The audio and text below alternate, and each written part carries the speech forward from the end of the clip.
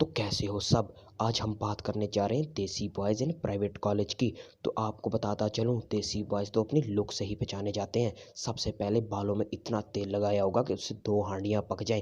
उसके बाद गर्दन से पसीना टपक टपक कर पीठ तक जा रहा हो तो पेशावरी चप्पल के ऊपर कुर्ता पहनकर जिधर जाएंगे पैसों की खुशबू साथ ही लेके जाएंगे। तो भाई देसी बॉयज़ के एटीट्यूड की बात ही ना करो। इतने एटीट्यूड यानी चौड़ में चलते हैं कि बंदा बगैर अल्ट्रासाउंड मशीन के इनकी पसलियाँ गिन सकता है।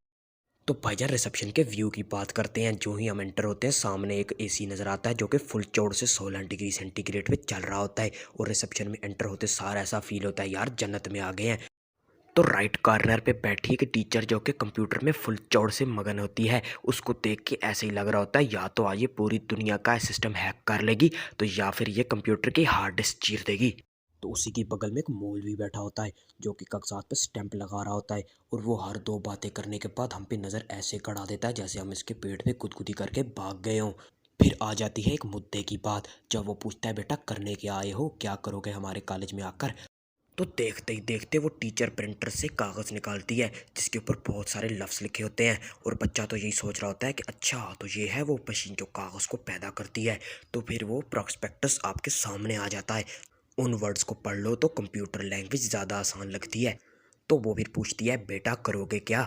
तो फिर जो देसी बंदा होता है उसने कभी ना कभी कहीं से सुना होता है कि फ़लाने का बच्चा आईसीएस कर रहा है, फ़लाने का बच्चा एफसीएस कर रहा है और उसका बच्चा एफएससी कर रहा है। तो उसमें से कोई एक लफ्ज़ उसको जो अच्छा लगता है वो आके ठोक देता है, अरे मैडम मैंने एफसीएस करनी है। तो आ जाता है वो दिन जब बच्चे अपने कॉलेज में एंटर होते हैं और वो बच्चों का पहला दिन होता है।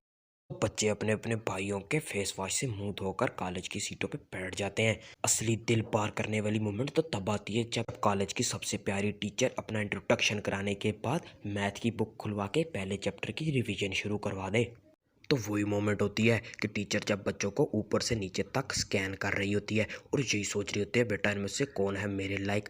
तो कोने में बैठे हमारे बैक बेंचर्स हजरात जो कि क्लास के सबसे मोतबर लड़के होते हैं, उनके तो दिल में एक बात चल रही होती है, मैम आप ही पूरा दिन पीरियड ले लो, सरों को तो गोली मारो। तो दूसरे या तीसरे पीरियड में प्रिंसिपल साहब आते हैं और प्रिंसिपल साहब का कद जब बंदा देखता है तो अपने छोटे भाइयों से कंपेयर करता है। तो देसी बाज तो यही सोचते हैं अरे भैंस बच्चा देती है तो वो भी इससे बड़ा होता है। तो वक्त तब शुरू होता है जब प्रिंसिपल अपनी क्लास में आकर इंग्लिश में स्पीच देता है। बंदे को समझ तो कुछ नहीं आ रही होती, जब टीचर क्लैपिंग करना शुरू करती है बच्चे भी मार देते हैं ऐसे कि जैसे प्रिंसिपल ने एक जोक सुना दिया हो। तो भाई खज्जल होने के बाद पूरा पीरियड गुजर ही जाता है। आखिर में आता है आखिरी पीरियड जो कि अक्सर उर्दू की मैम का होता है। और उर्दू की मैम आते सारी इंट्रोडक्शन के बाद बाबा आदम के ज़माने की कहानियाँ सुनाती हैं जिनमें बच्चों को बहुत इंटरेस्ट होता है आते हैं। तो भाईजान जब छुट्टी होती है तो बच्चे आपस में एक दूसरे का ज्ञान बांटते हैं। तो फार्मी बच्चे यानी कि बर्गर बॉयज़ तो देसी बच्चों से यही पूछ रहे हैं, अरे जब भैंस दूध देने लगती है तो कैसे पता चलता है, कुछ बोलती है क्या। तो फिर इस तरह करते सारे बच्चे अपने अपने घरों में चले जाते हैं और नेक्स्ट डे कॉलेज में आने का बेसब्री से इंतज़ार होता है। तो ये स्टोरी थी देसी बॉयज़ एट प्राइवेट कॉलेज की। तो अगर आपको मेरी चिकनी चपड़ी बातें अच्छी लगी हो तो मेरे चैनल को सब्सक्राइब करना और लाइक कर देना। और अगर इसका पार्ट 2 चाहते हो तो मुझे ज़रूर बताओ, मैं इंशाल्लाह इसका दूसरा भी पार्ट बनाऊंगा। और रही सही बात, आजकल लॉकडाउन चल रहा है तो घर में बैठो भाई, स्टे सेफ स्टे होम।